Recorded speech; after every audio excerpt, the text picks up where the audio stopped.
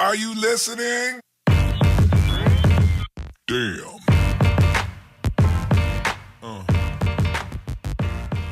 Yeah.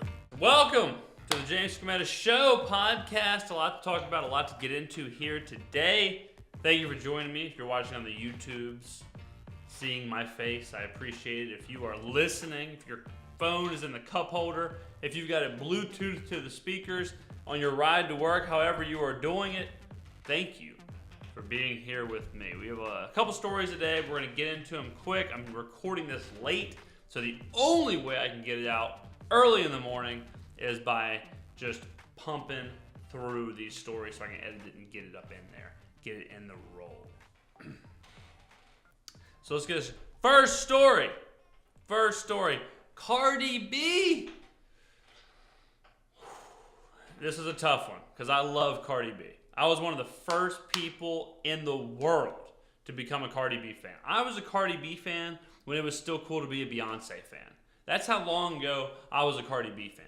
When people were standing Lemonade, and I ain't talking the drink, I was busy standing Cardi B. I was busy, and that, by the way, is the first two times I ever used the term standing.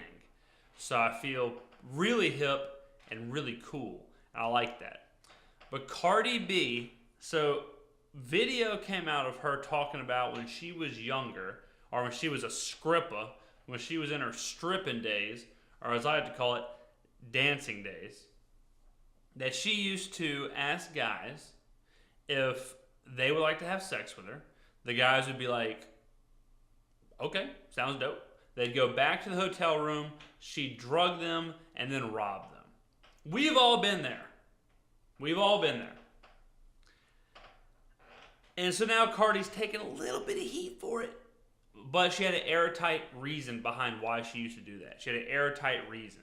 Her airtight reason was that she said, you gotta do what you gotta do to survive sometimes. Okay, open and shut case. Let's just go ahead and put this thing to bed and move on, I guess. You just gotta do what you gotta do, I suppose. But man, this story, and I hate it, man. I really hate it. But, cause, it's just so nasty. Not nasty, but it's so like slimy. It's so wrong. You know, like for someone like Cardi B, who's infallible, who seemingly can do whatever the hell she wants because she's so upfront, she's so honest, and she like, this is really serious, you know. That is not something that you should just be like, yeah, look, I used to trick guys and going back to the hotel room, drug them, then rob them. What's the big deal? I had to do what I had to do to survive. Ugh. Now here's the question. What is the amount of money that Cardi B would have to rob from you for you to be upset? Like if you told me that I could go to the bar, meet Cardi B, go home with Cardi B, whatever happens, I get drugged, and then I get robbed for $80. I just wait, you know, skip on home the next day. I dust myself off, you know, and get on home. Fair trade to me. I'll tell you, it's a lot more fair than those New Orleans Tudor girls on Bourbon Street. And you know what I'm talking about if you've been down there. I'm talking about the girls who walk around like Dexter's Laboratory with the science tubes. What are they called? The test tubes. The science tubes. The test tubes of just liquids. Then the girls assault you, shove test tubes down your throat full of whatever they made the night before mixed with tequila. It's just it's just colored blue, purple, red, orange, and tequila, basically. And they're doing it in the middle of Bourbon Street. Okay, at least Cardi B took you back to your hotel room before robbing and drugging you. These monsters, these Tudor girls in New Orleans, do it in the middle of Bourbon Street. That's the most dangerous place in the world.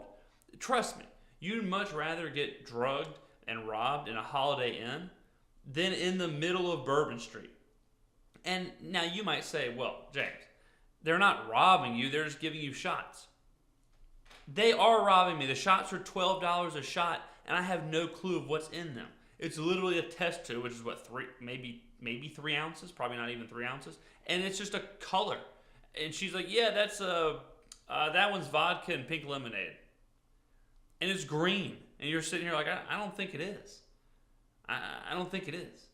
So I mean, Cardi B, the Bourbon Street Tudor girls, those are the real monsters. Those are the ones we should be looking out for, But for realsies, this is a really touchy story. Like this is a story where I'm not sure if Cardi B is gonna be able to shake this one. I mean, she admitted to being a con artist, a drugger. I'm not even sure what you'd call a drugger. Someone just date raping people, basically. This is like real crime. This is like the beginning of a CSI episode where someone's doing this and they take the whole episode to find them. Cardi B is the person they're finding. Cardi B is the person that shuts down the whole frat row because a couple of sorority girls got drugged and robbed down at one of the frat houses. That's Cardi B, and everyone's walking around like, oh, that's the new rape whistle. That's the new rape whistle in here. Cardi B has created the new damn rape whistle. If you hear somebody going, you better get out there because they're getting drugged and robbed. Call Dog the Bounty Hunter because Cardi B is drugging and robbing people. The second you hear, get out there, do something. We'll do a test exercise. I'll just be at the bar. Oh yeah, hey. And then you gotta go. You got to move. Moving my hands a little too fast right there. Moving my hands a little too fast. Got a little lightheaded. Let's catch up with chat, shall we? Remember, if you want to watch the show live, we live stream these podcasts on Twitch. If you're watching on YouTube and you see my eyes dart this away, right over here, that's screen number 2.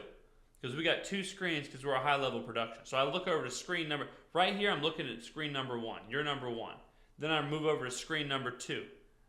Number 2 has the chat box where live chat reaction can be. We'll read some right here. Damn, Nove, looks like you should have been in Indianapolis for the combine with that speed. Bucks, thank you very much, man. I was moving the arms pretty quick. Most people run with their legs. I run with my arms. Little fact. I swim with my legs. I run with my arms. Thanks for joining us tonight, Bucks. I appreciate it. Thanks for getting active up in chat. Whew. Next story, man. Let's go to the next freaking story. The notorious Conor McGregor reportedly announced his retirement from MMA, from that fight world. McGregor sent out an Instagram or a tweet, I think it was a tweet, and said, hey guys, quick announcement, I'm retiring from mixed martial arts. Talk to y'all later. I don't put a lot of stock into this. I don't believe this because I think Conor McGregor may just be leveraging for some of that UFC dollar, some of that ownership money. But man, you talk about a weird thing, and something that's always interested me really is kind of fighters and athletes and these like major players who reach the pinnacle of success. Because especially in fighting, and I say this a lot with people in the NFL, specifically like running backs and wide receivers who take a beating, linemen. If I was paid $80 million, we'll just say, over the course of 7 years, and I start playing when I'm 21, and at 28, I've got like $80 million, I'm probably just done. I'm probably just at that level to where it's like I've done what I had to do. My hunger and I just don't believe. I guess it can in some people, but I just don't believe that it can maintain at that level when you have that much success. And that's not even close to the success Conor McGregor has. I mean, Conor McGregor got what, $100 million just for the Floyd Mayweather fight. So if you take all the rest of his stuff into consideration, you're talking about what, 250 million? And that's before we're bringing in Proper 12, which is all of a sudden a huge, popular, high-selling whiskey. So this guy, for him to just turn it all around, I mean, he's had a son, you know, he's been in and out of trouble, he hasn't fought in a long time, and even when he did fight, when he fought Khabib before that, the last time he fought in MMA was, what, 2 years before that? So you're talking about, you know, 2 fights in 3 years with a Floyd Mayweather match mixed in there. And you don't know what his lifestyle's like. You know, this guy's jet setting all over the world, eating high level meals and drinking high level drinks and partying, and at the same time trying to raise a son, at the same time trying to start a whiskey business, at the same time trying to maintain himself as a fighter. It's just hard for me to believe that Conor McGregor is the same Conor McGregor that he was, 5 years ago. So when I see these tweets, it makes me think like he's leveraging for the future. He's leveraging for either a huge fight that he wants to get the fight he wants or whatever, or he's leveraging for actual ownership in the UFC, which I just don't see that happening, really. I just don't see that happening at all with how, you know, his career. If Conor was 24 and Conor was saying, all right, I'll fight 5 times in the next 3 years, you know, I'll give you almost 2 fights a year, then maybe the UFC thinks that. Maybe they say, maybe we'll give him some ownership. But with the new ESPN deal and new fighters coming up, and like Conor's, of course, the draw. He's the biggest draw in mixed martial arts. But the UFC can survive without Conor. The question is, what will Conor do? How will he survive without the UFC? Because I think even though I just said that I find it hard to believe that he can still be hungry and still be the same Conor, I do believe that somewhere in their brains, there's such a different human, there's such an alpha kind of weird human that they do need that. Like when you hear, and I don't want to compare these two, but I'm going to because it's just the easiest way to do it. But you ever hear about like when a Navy SEAL or a Green Beret or an Army Ranger, when they come back from duty or they're done with duty, they retire, they have a really hard time adjusting with normal life because they kind of miss it. And you don't miss combat, you don't miss like that part of it, but they miss the camaraderie of their squad, and they miss like the linear kind of taking orders, giving orders, completing the mission. They miss that kind of lifestyle, and they have a hard time adjusting. And most of them deal with serious depression. And I feel like that's kind of what happened with Conor, is that he has all these things. He has all these things with the whiskey and now all this money and the fame, but I feel like at his core, he just kind of wants to fight, and he just kind of wants to be able to fight whenever he wants to, whoever he wants to. And he is an edgy guy. Like, he is an edgy guy. So the fact that he's like being really stubborn about this deal, or being really stubborn about, or being particular about his contract, like, that's not surprising at all.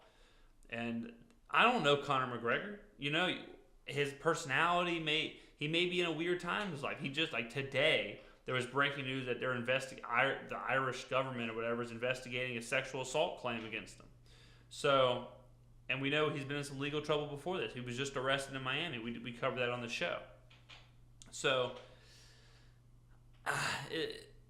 it's weird trying to figure out what's going to happen with this guy, because I mean he shot off like a rocket. I mean, he hadn't been around that long, you know. And for Conor McGregor, he's entering this weird next chapter in his life where I'm just not sure what he's doing, and I don't know if he knows what he's doing either, to be honest. I hope he's good, because he's one of my favorite sportsmen of all time. I've loved following his career. His fights are super entertaining. He's super entertaining. He's so good for the sport, and so hopefully he just gets it all together and figures it out. Let's go to chat and read some Conor McGregor reaction. McGregor is going to pull a Jason Witten. Put all my money on it. Well, I don't think he's actually retired. Like, I think Witten tried to retire and tried to go do Monday Night Football color commentary or whatever. But I don't think Conor McGregor is actually retired. Hell, he might have just had a little too much proper 12, and he may have just got a little loose on the the Twitter game. Oh, I wanted to tell the story in the Cardi B part. I'll go back and tell it. When I was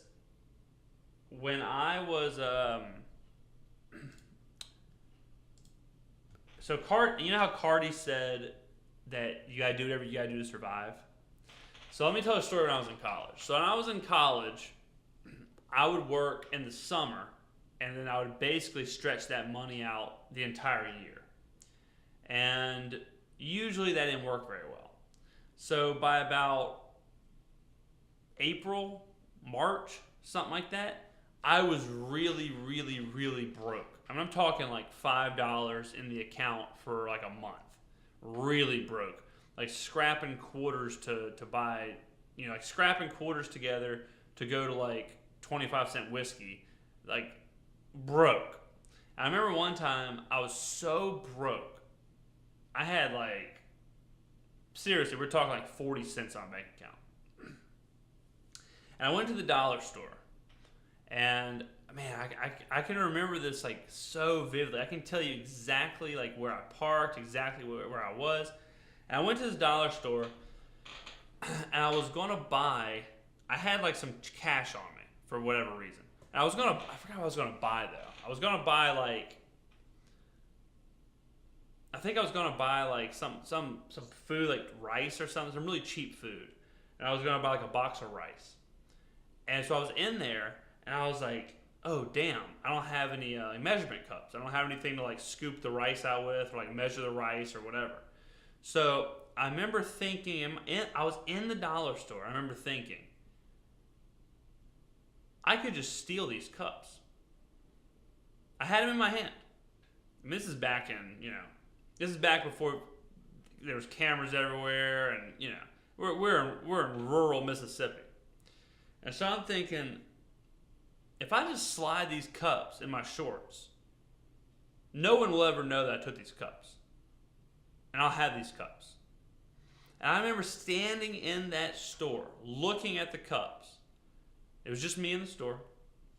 And I'm looking at them like, and it was kind of that whole, how Cardi B's excuse is, you gotta do what you gotta do to survive. You do.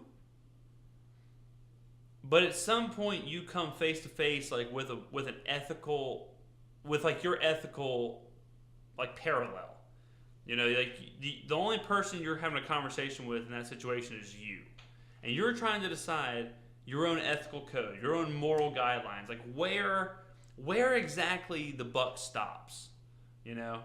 Where is too far? Where isn't far enough? And I ended up not doing it. I ended up putting the cups back and just winging it with the rice or whatever. So I didn't steal the cups. And it's just weird sometimes when you hear people who are in desperate situations or feel like they're in desperate situations, and to hear the lengths that they go. Like this, for example. Like Cardi B, like I've got to do what I got to do to survive. In this situation, it means I didn't have any money. Okay, well, there's a lot of ways to desperately make money legally, like donating blood. I thought about donating plasma when I was in college. I thought about donating blood. I thought about donating plasma. I thought about donating sperm. I thought about doing all kinds of stuff in college, taking surveys, whatever. Dog walking, whatever. If you can make $20, shoot, $20 in college. That's going to the bar 3 nights. That's going to the bar 3 nights. With all the deals they have on a college campus. We had penny pitchers one night. We had $10 all you can drink one night, and we had quarter liquor. So you could buy a liquor drink for a quarter. Now think about that. Let's say you drink 6 liquor drinks Friday night. Okay, it's not even $2. You got penny pitchers. You drink a couple pitchers of beer. That's 50 cents, and then $10 all you can drink. Easy $20, and you got time for Jimmy John's when you leave the bar. But, I get the desperation from Cardi, but it's obvious that her moral code, her ethical code, isn't very strong.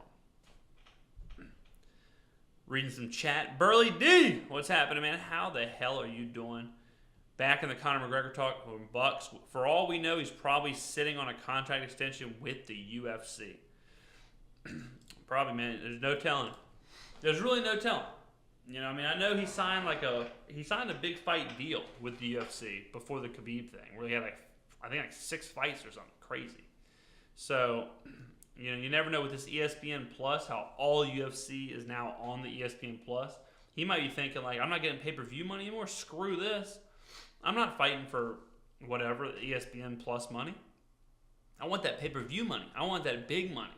He's used to these big contracts. So you never know. All right, let's get into the last topic here, guys. Let's get into the last freaking topic. We've had some fun this episode. This topic, I don't think will be very much fun. Big Jussie. Big Jussie. Big Jussie Smollett. Boo! Boo! Boo! Boo! You suck! Big Jussie. Jussie got off, boys. Man, what's going on with my hair? Every time I look over at the second camera, damn, man. It looks like I just rode a motorcycle through the California canyons. Damn, I got this pompadour looking face ass. Like I'm about to come out and sing with Elvis or something. I don't know what's all so fluffy for. Damn. Face for radio, man. Face for radio. But, all right, let's get into this Jussie thing, guys. Oh, man. This is all right. So Jussie, first things first. Jussie has been exonerated or whatever, or I'm not even sure what exonerated means, but he's been let go. He's out of everything. And on 16 felony charges. Now, it's very important, this next part here. He wasn't found not guilty.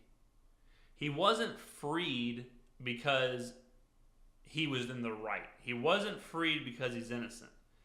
He was let go because the prosecutors or whoever made the decision decided that 2 days of community service and $10,000 was enough of kind of him, paying it back. That was enough for him to even out what he did. And honestly, guys, I think this is the camel that broke the straw that broke the camel's back. Could you imagine if a camel had to ride on top of a straw? But this is just the biggest joke ever. What's going to happen? Are we going to have to wait around until this cat gets caught stealing from a damn hotel like OJ so we can finally bust his ass? I mean, this is insane. 16 felony charges were on this guy. Those felony charges were created from the evidence, from the fact that this cat was out there lying about getting beaten up for a Subway sandwich. And this guy gets off for 2 days of community service and $10,000? And we talked about morality earlier in the episode. And it's not like what he did was a total accident. It's not like he accidentally did something and it was really unfortunate. This dude falsified a hate crime for his own personal gain. He tried to dupe, trick millions, not just one dude. He wasn't just drugging and robbing somebody like Cardi B. He was staring at Robin Roberts and that camera on Good Morning America, which does what? 5 million people a day? He's staring at 5 million people a day and saying that he was a victim of a hate crime. And he was using it. He called himself the gay Tupac because he got beat up. This guy was trying to make himself a martyr, a beacon for hate crimes, for crimes against homosexuals. And he was hoping to leverage all that and parlay all that into a bigger role in the show, Empire, or a movie deal or a TV deal, or who the hell knows. A Subway spokesman. He'd be a great Subway spokesman because this guy deserves to be in jail just like the other one. And I'm talking about Jared. I'm talking about Big Jared. I mean, in the blueprint of Subway spokesperson, Jussie Smollett looks to me like he's nailing it. Liar, should be in jail. Okay, let's go ahead and get that. Let's go ahead and get that foot-long turkey combo to go, because Jussie's got somewhere to go. It is so embarrassing for our media, legal system, whatever. And I really do think this is what's going to end it. I really do think that Jussie Smollett will play a really big role in ending kind of this false outrage, this like really quick media false outrage kind of thing. And I already had this conversation with a few friends of mine that I think people are starting to figure it out. I think people are starting to kind of turn. I think the echo chamber is getting smaller. And I think the echo chamber is so dumb, like Jussie, that they just destroy themselves. And I think that this was just too much. I think this was just too much for people to be cool with. And I think that now people are going to take the media for absolutely nothing. I think they're going to look at CNN, look at Good Morning America, look at these shows, look at these news breakings, and just be like, it's a total joke. Who knows? I think they're done. I think they're done with this 24/7 news cycle buzzword outrage. Like, Jussie Smollett, I think, has set back what his group is trying to do 15 years, 20 years. And I'm serious. That's how bad it is. Because he took basically their dream, right? A couple guys in MAGA hats attacking this guy for being gay, African American, eating a Subway, attacking him. They needed that. They needed that story. And for it to be not just a little wrong, or not be, or for it to be, it's a little sugar coated, but for it to be a flat out lie, and a lie for a very specific reason of his own personal gain. That's the part that I think is going to break the camel's back. The part where this group of people who are so outraged all the time, they're a pretty tight unit. They're one for all for one, whatever. They're pretty unified in the echo chamber. And then you had one person in that echo chamber who tried to trick the echo chamber for his personal gain. So now the echo chamber is shook. Because the echo chamber is now looking at itself going, am I my own enemy? Can I trust the rest of these guys? And if the echo chamber can't trust the rest of the echo chamber, if there's holes in the echo chamber, it doesn't make any more echoes. You start putting holes in a tunnel, you start putting windows in a house, you don't get an echo anymore. Then it's just one dude talking to himself. I think this is the beginning of the end for this whole kind of mindset. And it's something that I think. It's something that I think I've really been thinking about this a lot. Just kind of the internet and just kind of social media, just kind of life right now. And I think people are starting to evolve a little bit from kind of how it's been. I think it's this weird. I think the internet I didn't expect to be talking about this, so I'm kind of trying to phrase it really lightly. But I think with things like YouTube and Instagram and Twitter, I think at one point you just intook everything, right? Everything was shat out on Twitter, on Instagram. You just caught a feed of everything. And you didn't know what the hell you were reading. You were just following people. Ashton Kutcher was at one point the most followed person on Twitter. No one knew why the hell they were following Ashton Kutcher. They were just following him. No one knew why. They were just out there following that man. I love Ashton Kutcher, by the way. But Instagram, same way. All everyone's Instagram feed was titties and food. Food and titties. It sounds like it could be a family restaurant where I'm from. But then people started to kind of curate Instagram, curate Twitter, curate YouTube. You remember what YouTube was back in the day? YouTube was people like random ass videos. You're trying to figure out how the hell you even saw them. Like Charlie Bit My Finger. How the hell did I even see this video? Now people specifically watch their shows on YouTube. They specifically watch podcasts. Specifically watch long form interviews. Specifically watch things that they're interested in. Instagram. People use Instagram now to follow people to motivate them. You know, oh man, this guy's doing dope stuff in his life. I want to do dope stuff. Twitter. People cut out the riffraff and they started bringing in actual information. Not just blanket CNN. Actual people who know what they're talking about. Unbiased, independent people. And it took a little while for social media to do this. But content creators kind of stepped up enough to where they became true information, people, developers, however you want to say it. I mean, there's just in the past couple weeks, I can just speak from my own personal kind of deal here.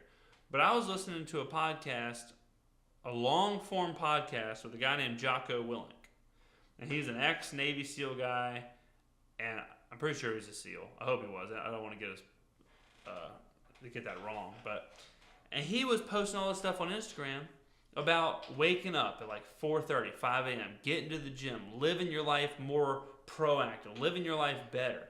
And I'm sitting here like, you know what? Let's do it. You know, you see people living a certain way, or you see people doing a certain thing, and now, and social media has the ability to enhance what you have going on, and you can draw from that. You know, like I'm just picking out certain people. I'm not saying they're the end all be all, but you listen to long form Jordan Peterson interviews. You listen to Jordan Peterson for 2-3 hours. Even if you don't believe in what he's saying, you're still doing so much critical thinking versus watching, Charlie Bit My Finger. And I think that YouTube and Twitter and Instagram has been filtered enough to where people can find that content, that people are just evolving. They just don't want to deal with all of it anymore.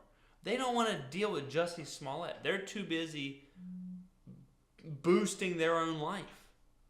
They're too busy putting a foot forward in their own life. I don't want to hear about this guy who lied about getting some meatball marinara and getting his cold cut combo stolen by a couple of MAGA guys. I don't want to hear about that because I'm too busy trying to live in this world, trying to be in this real world and make the real world better for me. And all these people who are doing this critical thinking, and all these people who are every day they're looking at pictures of motivational stuff or smart stuff or just real stuff.